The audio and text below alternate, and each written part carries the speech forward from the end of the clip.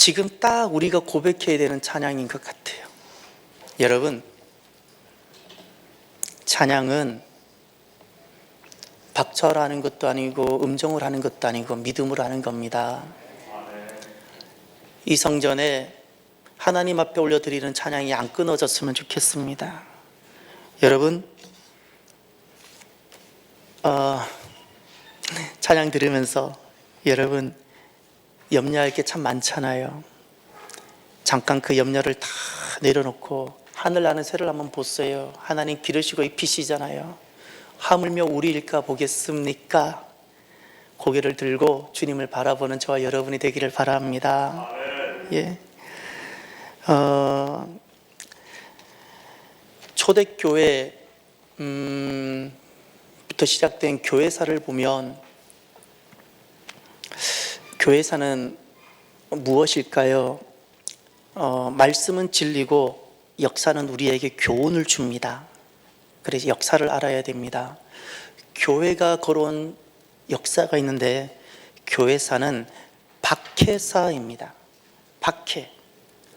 교회는 항상 박해와 함께 했고 오히려 교회가 박해가 없었을 때는 도리어 타락하고 부패했었어요. 부패했어요. 우리나라에도 복음이 들어올 때 그냥 들어온 것이 아니고 거기엔 박해가 있었고 순교가 있었던 겁니다.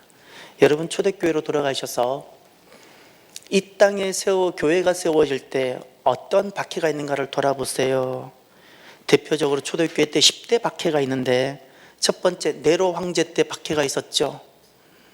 네로 황제가 로마 도시가 마음에 안 드는 거예요. 그럼 많은 역사학자들이 네로 황제가 의도적으로 불을 질렀다고 추정을 합니다. 로마 도시의 60에서 70%가 불타버렸어요. 이것을 그리스도인들에게 덤탱이를 씌웠습니다. 그래서 많은 그리스도인들이 죽어갈 때 베드로가 그 로마에서 피난해서 도망을 가고 있었습니다. 그때 주님께서 로마를 떠나서 살려고 가는 베드로에게 주님께서 오셨지요. 베드로가 깜짝 놀라서 묻습니다. 주님 어디로 가시나이까? 코바디스 도미네. 그랬더니 주님께서 너가 버린 십자가를 내가 다시 지러 간다고 로마로 가시는 거예요. 베드로가 깜짝 놀랐어요. 왜죠? 이미 주님을 부인해 봤잖아요. 평생의 가슴에 눈물 아니었겠어요? 그리고 베드로는 살려고 떠났던 로마를 다시금 돌아가서 나는 예수님 지신 십자가 바로 질 자격도 없기 때문에 나를 거꾸로 매달으라고 해서 전에 내려오는 이야기에는 베드로는 거꾸로 순교했다고 내려옵니다. 이 네로 황제 때 베드로와 사도 바울이 순교를 당합니다. 그리고 두 번째, 저는 두 번째 오늘 박해를 이야기해 보고 싶습니다. 도미티아눔 황제 때 80년대입니다. 네로 황제는 60년대 후반, 도미티아누스 황제 때는 AD 80년과 90년대. 그런 네로 황제 때로부터 한 20년 후에 또 박해가 임합니다. 왜 박해를 받았을까요? 여러분이라면 어떻게 하셨겠습니까? 여러분이 AD 80년대경에 예수님을 믿는 사람이었다면 이제 여러분은 어떻게 하셨는가를 생각해 보십시오.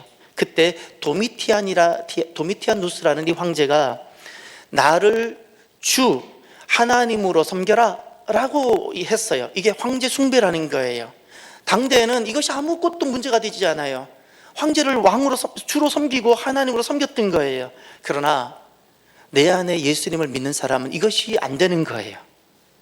이것이 안 되는 거예요. 예수님 외에는 더 이상 주가 있을 수가 없거든요. 그래서 이 황제 숭배를 그리스도인들이 거부했어요. 이것 때문에 도미티아누스가 모든 기독교를 몰살시키라고 명합니다. 기독교인들이 사는 가정과 집안과 마을은 다 불태워버려라. 그리고 포로로 사로잡은 자든 다 사자우리에 집어넣어라. 그래서 원형 경기장이나 사자우리에 들어가서 그렇게 비참하게 죽어갔고, 그때 살아남은 사람들은 둘 중에 하나를 했어야 돼요. 황제를 숭배하든지 숭배하지 않든지 결정을 해야 되는데, 숭배하지 않기로 결정했던 사람들은 지하 묘지로 들어갔어요. 사람들이 가장 가기 싫어하는 지하 묘지로 들어가서 숨어 들어갔습니다. 그곳을 무려 20km를 팠어. 이리저리 거미줄처럼. 놀랍지 않습니까? 그게 바로 카타콤이에요. 그때부터 기독교가 공인되기까지 세대의 세대를 걸쳐서 그 카타콤에서 카타콤을 피난처 삼아서 그곳에서 예배하며 그곳이 나의 가정이기도 하고 나의 마지막 장소의 무덤이기도 하고 그렇게 살아왔어요. 거기 보면 기록이 남아있는데 이렇게 기록이 되어 있습니다. 하나님, 저는 후회하지 않습니다. 이곳에서 주님을 섬긴 것을. 이곳이 어디죠? 카타콤이에요. 적당하게 타협했으면 가지고 있었던 집과 재산을 잃어버리지 않아도 돼요. 사회적 관계를 손실받지 않아도 돼요. 카타콤에 온다는 것은 모든 걸 다 잃어버렸어야 돼요. 자녀를 그곳에서 양육해야 돼요. 그런데도 후회하지 않는다고 이야기합니다. 그리고 오히려 이렇게 말을 합니다. 오히려 감사합니다, 주님께. 그리고 남아있는 사람이 이 사람이 몇 세에 죽었는가를 기록을 해두었는데 이렇게 합니다. 33년 6개월에 영혼을 하나님께 드리다. 이건 실제입니다. 교회 사는 박회사입니다. 단순히 초대교회 때뿐만 아니라 지금까지 세계 곳곳에 복음이 들어가는 곳에 박해가 있지 않았던 순간은 없었고, 지금 이 시대가 선교사적으로 보면 초대교회 때보다 더 많은 순교자가 있는 시대라고 선교사 학자들은 다 한결같이 이야기합니다. 여러분, 교회 박해를 통해서 몇 가지 교훈이 있습니다. 역사를 통해서 우리가 교훈을 얻을 수 있죠. 4가지입니다. 교회사는 박해사인데 이 박해사를 통해서 얻을 수 있는 교훈이 4가지. 첫 번째가 박해로 교회가 소멸된 적이 없었다는 사실입니다. 교회는 혹독한 박해들을 시대마다 받았는데, 그러나 어떤 박해도, 어떤 불태워짐도, 어떤 사자밥도, 어떤 카타콤도 그 박해가 교회를 소멸시키지 못했어요. 어떤 칼도 교회를 소멸시키지 못했어요. 이것이 교회사의 증거고 박해사입니다. 두 번째, 박해가 도리어 교회를 더 강하게 했어요. 교회를 더 강하게 했어요. 박해가 없을 때 도로 약해져 버렸어요. 그러나 놀라운 것은 교회라는 것은 생명이고 믿음이라는 것은 생명인데 박해가 오니까 강해지는 거예요. 이게 교회사의 증거고, 세 번째, 박해가 도리어 복음의 완성의 기회가 되었어요. 이게 놀라운 하나님의 섭리예요. 나는 박해고 나는 너무 힘드는데 이런 아픔과 눈물과 피를 통해서 복음이 완성되어져 가는 거예요. 내가 생각하지 못했던 방식으로 하나님의 구원이 이루어지고 복음이 성취되어져 가는 거예요. 이것이 교회사의 증거이고, 끝으로 교회 박해의 교훈이 무엇인가 하니, 그 혹독한 박해에 두려워하지 않고 믿음을 지킨 이들이 있었습니다.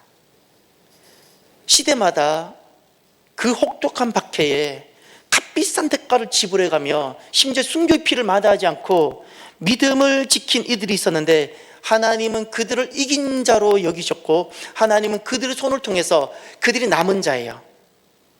그 남은 자를 통해서 하나님은 하나님께서 예비하고 있었던 다음 장면을 쓰셨어요. 오늘까지 복음이 오기까지는 그저 어쩌다 온 것이 아니라 이 장면마다 박해를 두려워하지 않고 믿음을 지켜낸 그들을 통하여 복음이 전해지고 전해졌어요. 여러분, 부모님 세대이시죠? 자녀 세대를 사랑하고 다음 세대를 사랑하고, 우리가 복음을 받은 나라이지요. 아직 복음을 받지 못한 그들을 저 땅끝까지 내가 진짜 사랑하는 마음이 있다면, 진짜 내 자녀를 사랑하는 마음이 있다면 박해를 받는 부모가 되십시오. 박해를 받는 교회가 되십시오. 박해를 두려워하지 않는 성도가 되십시오. 박해 중에 믿음을 지키는 자가 되십시오. 하나님은 그러면 이 복음이 다음 세대에 전해지도록 하나님의 방법으로 이루어 갔어요. 하나님의 방법으로. 이것이 지금까지 복음이 전해진 비밀입니다. 비밀. 신비라고요. 신비. 사람이 전해지지 못해요. 신비라고요. 반드시 박해를 이긴 사람들이 있었어요. 2021년도가 시작된 지 벌써 셋째 주가 되죠. 지금까지 살면서, 지금까지 교회 안에 머물면서 올해처럼 마음이 무겁게 새해를 맞이해 본 적이 있었을까 싶어요. 그럼에도 불구하고 여러분 하나님 믿으세요? 그렇다면 증거가 있어야 돼요. 항상 기뻐하십시오. 때로는 몸이 아플 수도 있죠. 교회 어려움이 올 수도 있죠. 경제적인 혹독한 시련이 올 수 있죠. 그런데 우리는 환경을 보지 않고 먼저 무엇을 보는 사람이에요? 하나님. 하나님을 보는 사람이라면 증거가 있어야 돼요. 기쁨이에요. 주님 때문에 기뻐하십시오. 절대 감정과 다른 어떤 것에 빠지지 마시고요. 먼저 하나님 바라보시고 기뻐하세요. 그리고 나서 끊어지지 말아야 되는 것이 있는데, 끊어지지 말아야 되는 것이 있어요. 마귀는 나를 낙담시키고 절망케 해요. 낙담이 무엇인가니 끊어뜨리는 건데, 호흡, 영혼의 호흡인 기도가 끊어지게 해요. 내가 하나님을 기뻐해요. 하나님을 기뻐한 다음에 내 안에 끊어지지 말아야 되는 것이 있어요. 차라리 돈은 끊어져도 괜찮아요. 살 수 있어요. 차라리 내 다리 하나는 끊어져도 괜찮아요. 살 수 있어요. 끊어지지 말아야 되는 것이 있는데 기도입니다. 기도가 끊어지지 않도록 하세요. 그것이 사람이 환난 중에 살아내는 방법이에요. 그리고 하나님을 정말 믿는다면 결과를 하나님께 내어드리십시오. 그리고 먼저 감사하세요. 결과를 내가 갖고 계시지 마세요. 여러분 아시잖아요. 내 자녀도 내 마음대로 내 결과를 못 만들어내잖아요. 이런 연약한 나인데 어떻게 결과를 내가 붙들고 있어요? 이것은 어리석은 거예요. 완전하시고 전능하신 하나님 앞에 모든 결과를 맡겨드리고요. 그리고 감사하십시오. 감사하십시오. 새해를 기쁨과 기도와 감사로 맞이하는 귀한 성도 여러분이 되길 바랍니다. 우리가 새해에 어떤 일이 있을지 미리 진단해 보는 것은 매우 영적으로 유익합니다. 어떤 일이 있을까요? 먼저 사회적으로는 경제적으로 빈부격차가 더 심화된다고 경제학자들이 예측하고 있습니다. 다시 말해서 중산층이 무너진다 그래요. 건강한 사회 구조는 어느 사회든 아주 부자와 어쩔 수 없는 가난한 자가 있기 때문에 이 부자와 중산층이 가난한 자와 함께 더불어 살아가는 세상을 만들고, 건강한 사회는 이 중산층이 강화되어 있고 중산층이 견고한 거예요. 그런데 문제는 금년에는 이 중산층이 무너진다 그래요. 양극화 현상이 일어나요. 작년에 돈을 많이 번 사람들, 이렇게 어려운 코로나 때 돈을 엄청나게 번 사람들이 있어요. 그 중에 하나가 아마존이에요. 지금 아마존은 세계 제1위 부자가 됐는데, 아마존이 가지고 있는 돈은 세계 10대 경제 안에 들어있는 우리나라 대한민국을 사고도 남는, 우리가 1년 동안 우리가 가지고 있는 모든 것, 우리가 모든 재산, 대한민국의 모든 자산을 사고도 남는 돈을 지금 가지고 있다는 거예요. 놀랍지 않나요? 예. 작년에 돈을 번 부자들이 2천억 조를 벌었다고 그래요. 이 부자들이 2천조인가요? 부자들이 벌어들인 이 돈은 후진국 138개국 130여 개국이 1년 동안 먹고도 살고도 남는 돈이래요. 무슨 말인고 하니, 작년에는 시작했을 뿐이에요. 올해는 시작한 그 열매들이 나타날 텐데, 부가 극소수의 사람들에게 몰리고 대다수 평범한 사람들이 빈자로 몰리게 될 거라는 거예요. 그리고 사회에는 어떻게 되는가? 개인이 통제받는 이런 어떤 시스템이 더 강화될 거라고 이야기를 합니다. 우리가 자유민주주의에서는 개인의 자유가 굉장히 존중을 받고, 심지어 크게 법에 저촉이 되지 않는다면, 심지어 내가 우통을 벗고 다녀도 이건 개인의 자유로 존중을 받는 세상이고, 그런 자유가 굉장히 중요한 가치고 첫 번째 가치예요. 자유라는 것이 첫 번째 가치예요. 그런 우리는 자유가 아니면 죽음을 달라고까지 이야기하지 않습니까? 그런데 금년도에 예측되어지는 사회는 국가가 개인의 자유를 점점 더 침해하는 그런 것이 예견이 되고 있다고 이야기를 해요. 이미 프랑스에서 이야기가 나왔지 않습니까?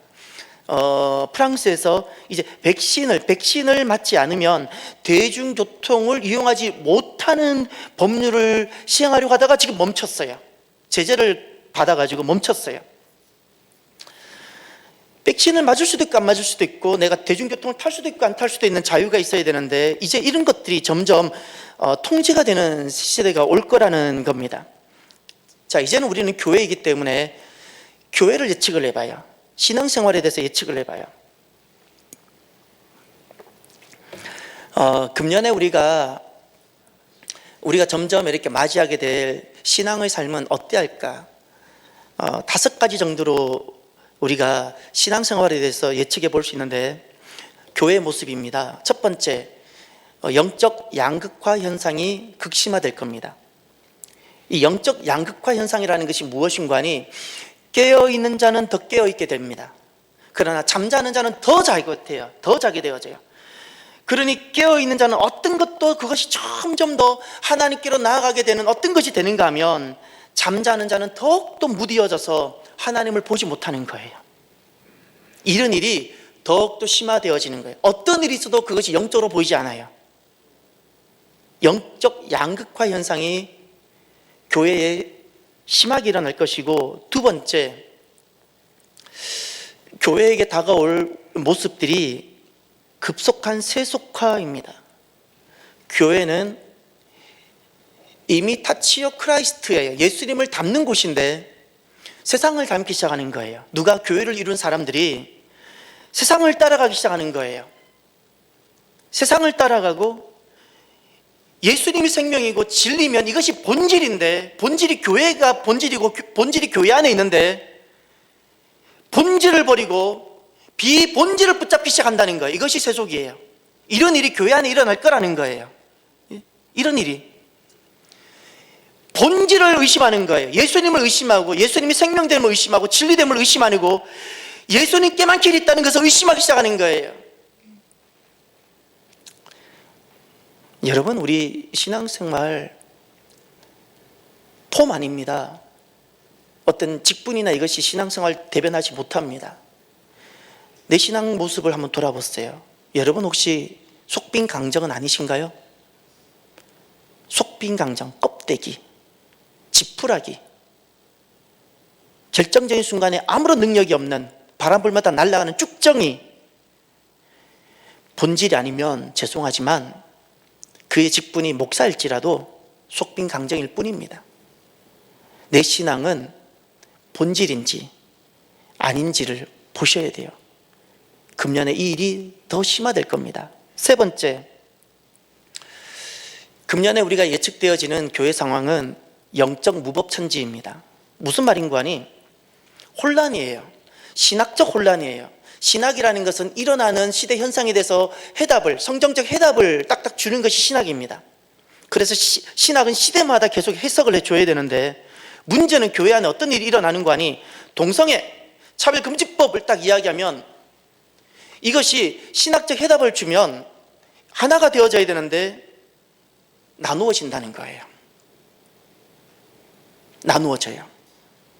그리고 신학적 해답이 약화가 되고, 내가 생각하는, 내가 지금 자라오면서 내가 지금 가지고 있었던 세계관을 통하여 내가 가지고 있는 이 개인적 가치관, 개교회주의, 개인주의가, 신앙적 개인주의가 더 강화가 되고, 그럼 어떤 일이 일어나는 거 아니? 성경이 증명했어요. 사사시대 때 그것을 자기 소견에 옳은 대로 산다 그랬죠.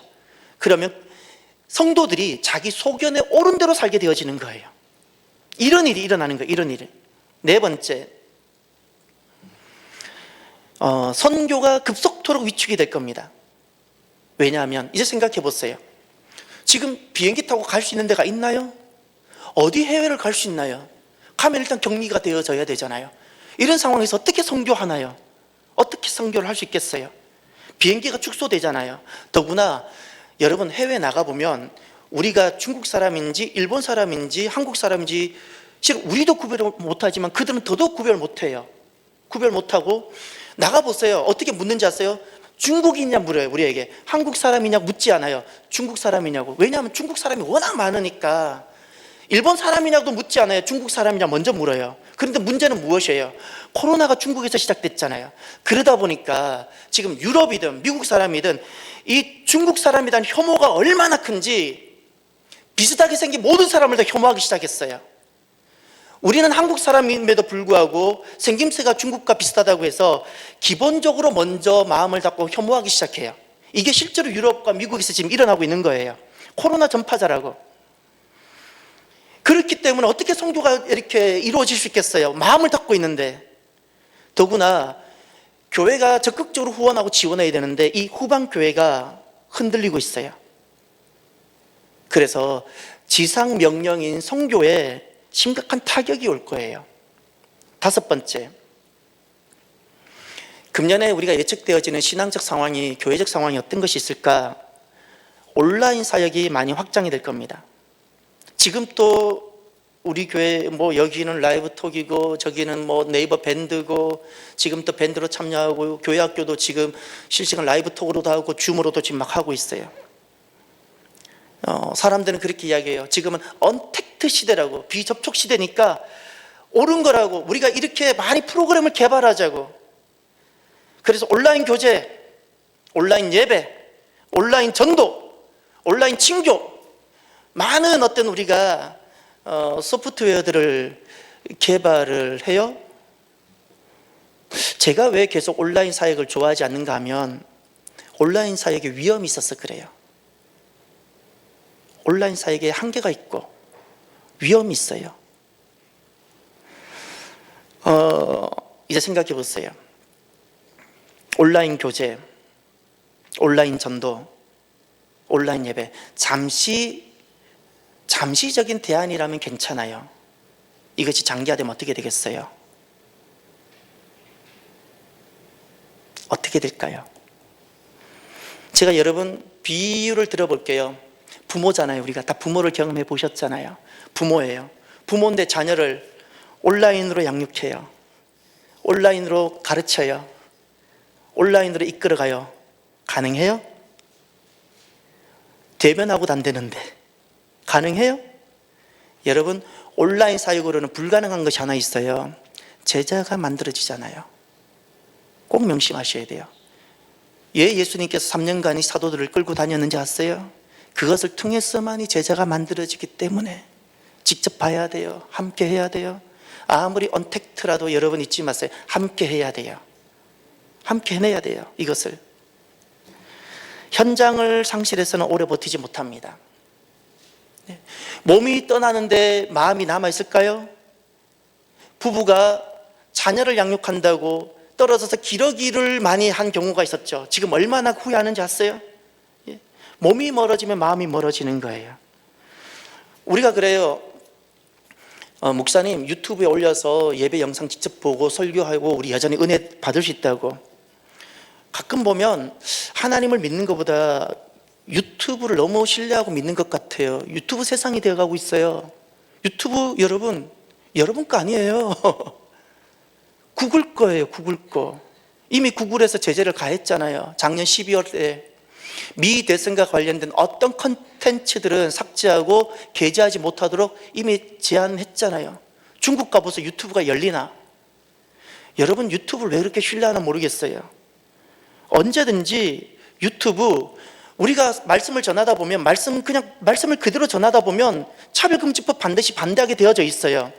동성애 반대하게 되어져 있는 거예요. 이런 이야기를 계속 하다가 보면 유튜브를 통해서 그런 거 하는 설교 이제 막겠다, 막아지는 거예요. 그러면 그때 온라인 예배 어떻게 하시겠어요?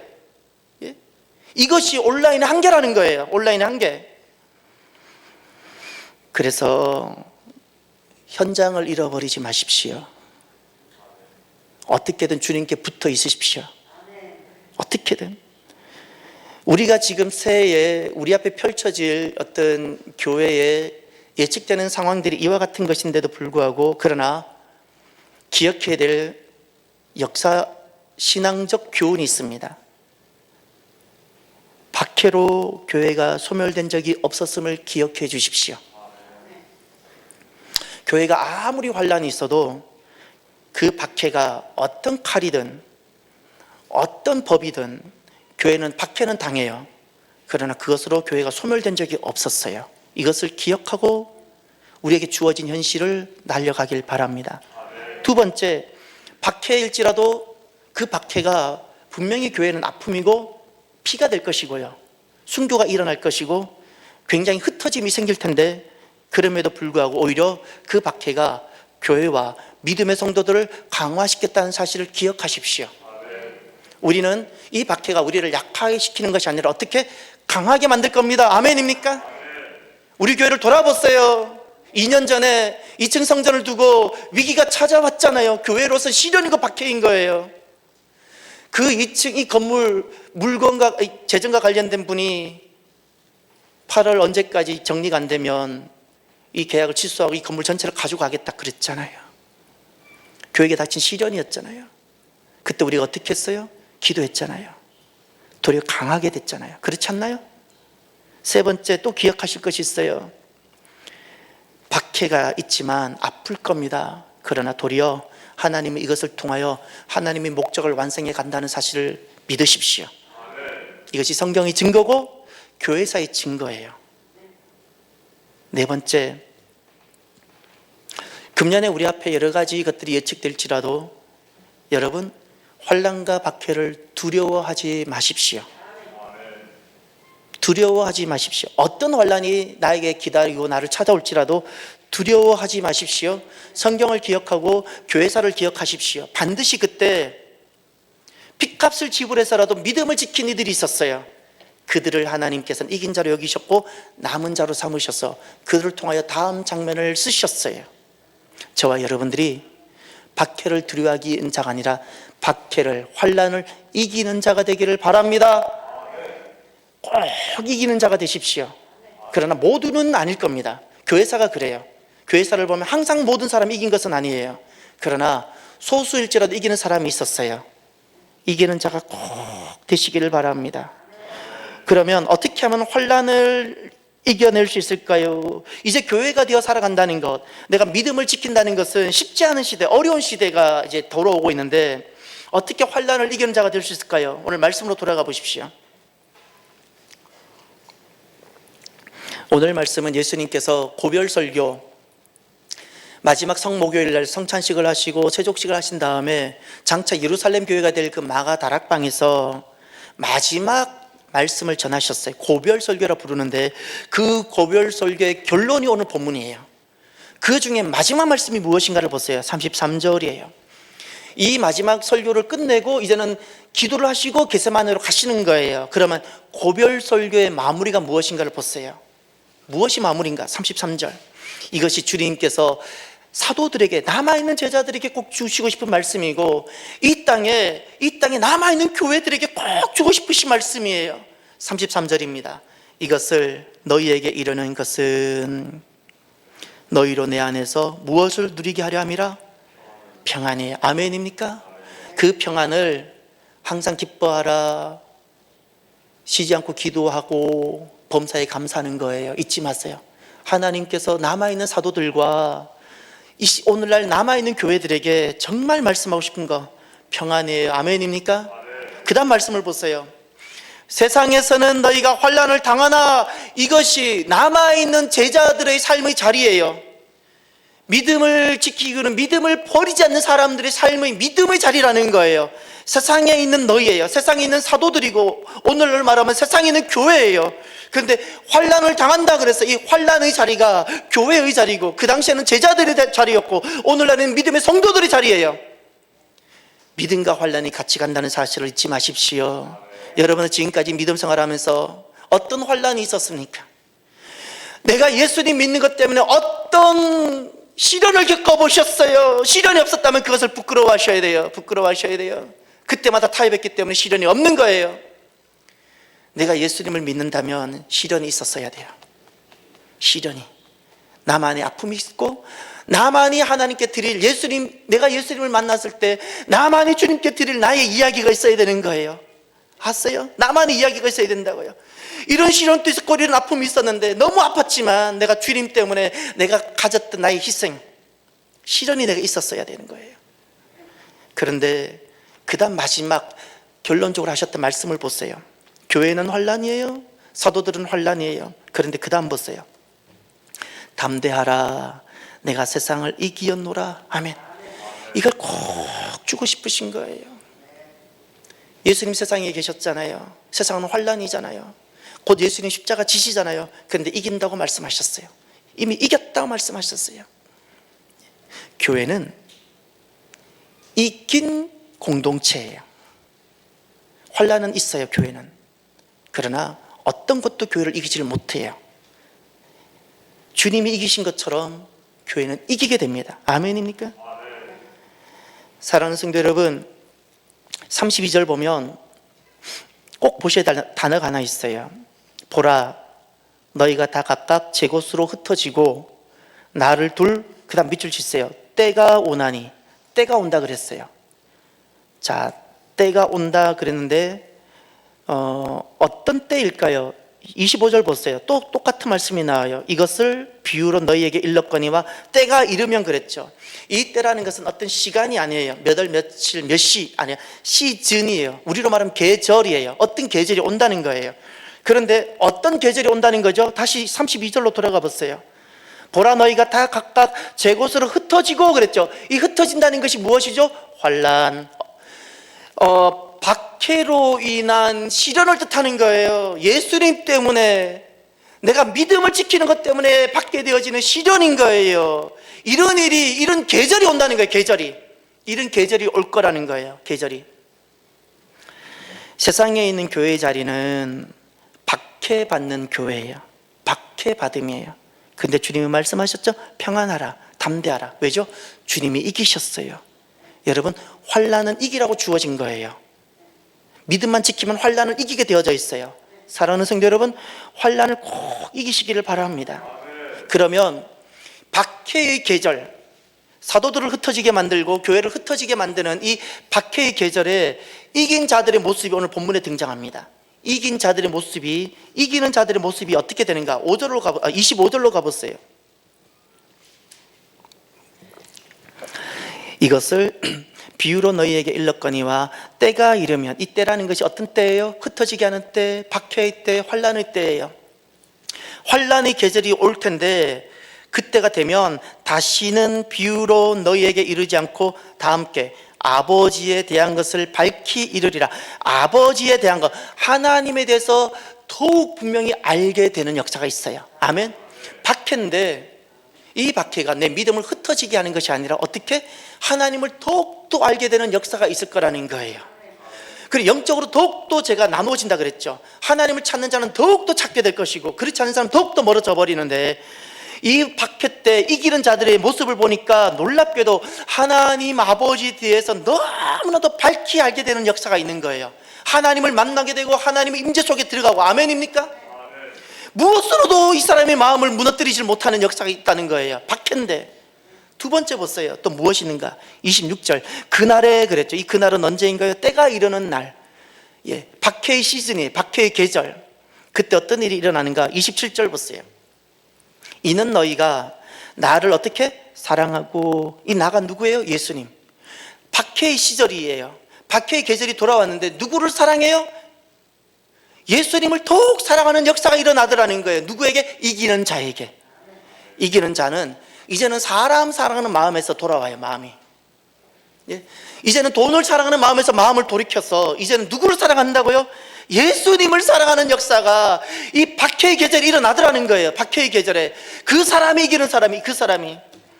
여러분들은 지금까지 살아오시면서 단 한 번이라도 제대로 주님을 사랑해 보신 적이 있는지요? 여러분들은 내 심장을 바꿔서라도 내가 지금까지 사랑했던 그 어떤 사람에 대한 사랑보다 더 큰 사랑으로 예수님을 사랑해 본 적이 있는지요? 이제 우리가 얼마를 더 살 것 같습니까? 앞으로 여러분 어떻게 살고 싶으세요? 사랑하는 성도 여러분, 저와 여러분들이 남아있는 이 시간, 이제는 더 이상 사람 사랑하는 데 에너지를 빼앗기지 마시고요, 세상에 눈에 보이는 거 사랑한다고 너무 마음 빼앗기지 마시고요, 나머지는 다 하나님께서 이끄시는 대로 덤으로 두세요. 선물로 받으시고요. 여러분, 남아있는 시간은 단 한 가지만은 꼭 해보세요. 단 한 가지. 그것이 무엇인가 하니, 단 한 번만이라도 정말 주님을 제대로 사랑해 보십시오. 단 한 번만이라도 정말 주님을 사랑하는 사람이 되십시오. 박해의 계절에 이기는 사람의 모습이 예수님을 사랑하는 사람이에요. 세 번째, 이기는 사람의 모습이 나오는데 27절을 또 보세요. 또 내가 하나님께로부터 온 줄 믿었으므로, 믿었다 그랬죠. 누구를 믿어요? 주님을 믿어요. 예수님을 믿어요. 그런데 무엇을 믿어요? 하나님께로부터 왔다, 초림이에요. 그 다음 또 보세요. 예수님이 오신 것을 믿어요. 그 다음 28절, 내가 아버지에게서 나와 세상에 왔고, 이게 초림이에요. 초림을 믿어요. 예수님은 메시아로 오셨다는 걸, 메시아임을 믿는다는 거예요. 메시아. 그 다음 다시 세상을 떠나 아버지께로 가노라, 부활과 승천을 믿는다는 거예요. 부활을 믿어요. 주님께서 나에게 구원을 주시고 승리하셨다는 것을 믿어요. 그리고 여기 또 하나 생략된 것이 있었죠. 승천하신, 부활하고 승천하신 주님을 믿는다는 것은 다시 오신 주님을 믿는다는 거죠. 다시 말해서 예수님을 믿는 역사가 일어나요. 박해의 계절인데 이기는 자들의 모습을 보니까 너무나도 분명한 예수님에 대한 확신이 있어요. 예수님은 나의 메시아이며 나의 구세주이며 예수님은 다시 오실 재림의 주라는 거예요. 이것이 흔들리지 않는 거예요. 흔들리지 않아요. 이것이 있더라는 거예요. 이것이 구원의 확신. 사랑하는 성도 여러분, 환난을 이기는 성도가 되시기를 바랍니다. 환난을 두려워하지 마십시오. 믿음과 교회는 환난과 같이 간다고 말씀하셨어요. 환난 없는 편안한 삶을 기대하지 마시고요, 환난을 이기는 자가 되십시오. 스데반 기억하세요. 스데반은 그 죽음의 현장에서도 누구를 저주하거나 정죄하지 않았고 그 죽음을 두려워하지 않았어요.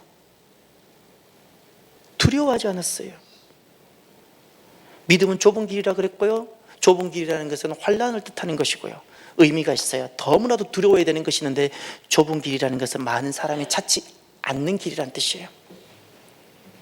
사람들에게 기준을 맞추지 마세요. 다수의 기준을 맞추지 마세요. 주님께만, 말씀에만 기준을 맞추세요. 그것만이 이 환난 때 나를 살게 합니다. 노아 시대 때 다수가 죽었다는 사실을 잊지 마세요. 다수가 안전지대가 아니에요. 왜 오늘날 성도들이 다수의 안전지대를 둡니까? 꼭 강하고 담대함으로 꼭 하나 해내셔야 될 것이 있어요. 오늘 결론의 말씀이에요. 환난을 이기는 성도가 되고 환난을 이기는 교회가 되길 원한다면 정말 강하고 담대함으로 금년에 꼭 한 가지를 이뤄내십시오. 성경으로 돌아가십시오. 성경으로 돌아가십시오. 이것은 너무나도 중요한데 이제는 교회나 믿음을 지키는 사람들이 홀로 서야 할 시간이 돌아왔기 때문에 그래요. 이제 보세요. 교회가 있어도 우리가 모일 수가 없잖아요. 주중에 모일 수 있나요? 이것이 금년이면 종식이 될 것 같아요? 여러분, 우리가 성경으로 돌아가고 성경을 읽자는 것은 우리가 교회니까 한번 프로그램 해보자는 것이 아니에요. 작년 연말에 하나님께서 이 말씀을 제게 주셨을 때 어떤 심정이었는가 하니 어떤 한 프로그램이 오는 게 아니에요. 생명이었어요. 이거 아니면 죽어요. 살고 죽는 문제였더라고요. 살고 죽는 문제가.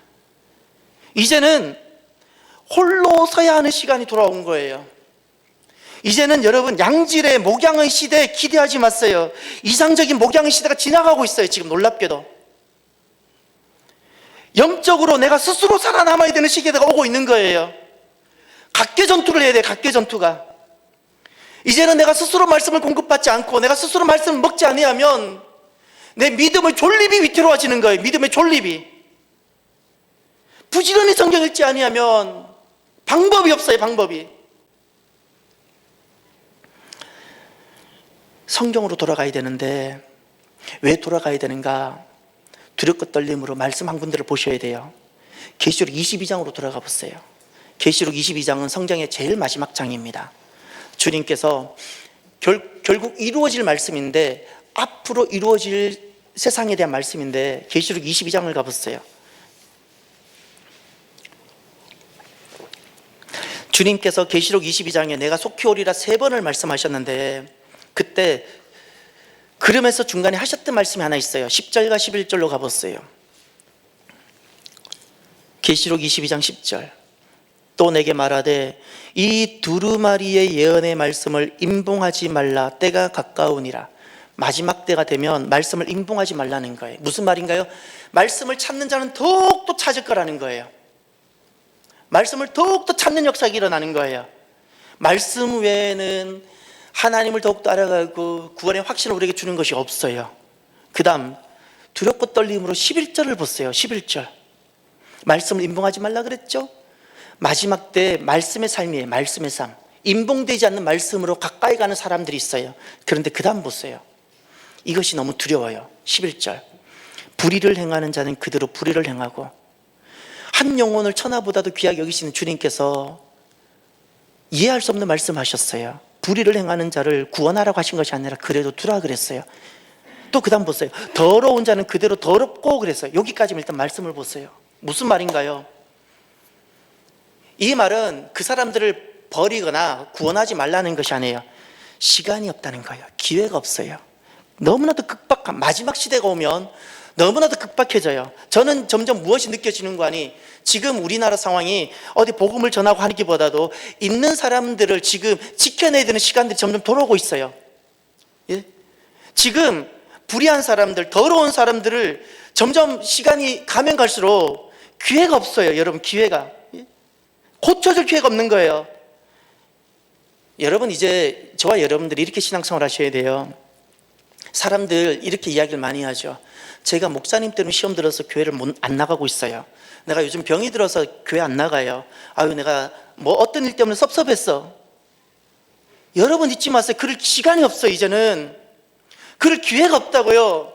학생이 어떻게, 공부하는 학생이 학교 식당 밥맛 탓하면서, 학생이 어떻게 선생님이 가르치는 거 하나하나 탓하면서 학교를 가고 안 가고 결정하겠어요. 지가 공부하기 싫어서 그렇지.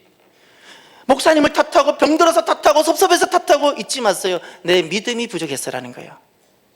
내 믿음이 부족했어. 그럴 시간이 없다고요. 여러분, 마지막 때가 오면 그럴 여유가 없어진다고 말씀하셨어요. 무슨 일이 있어도 여러분 스스로 살아남아야 되는 시간이 돌아오는 거예요. 이게 홀로 서는 시간을 말하는 거예요.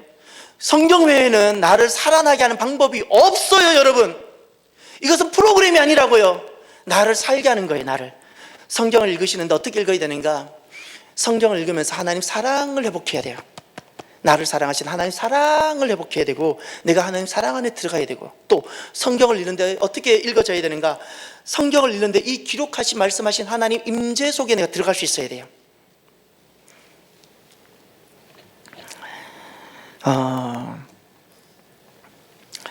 우리가 새해에 우리를 기다리고 있는 것이 여러 가지가 있을지라도 사랑하는 성도 여러분, 아무것도 두려워하지 말고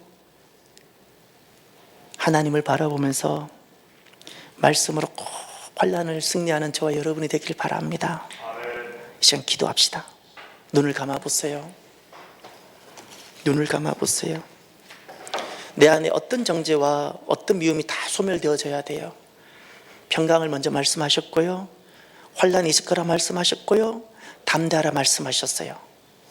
꼭 말씀으로 승리하는 자가 되기를 바랍니다. 오늘 주신 말씀을 붙들고 함께 간절히 기도합니다. 할렐루야.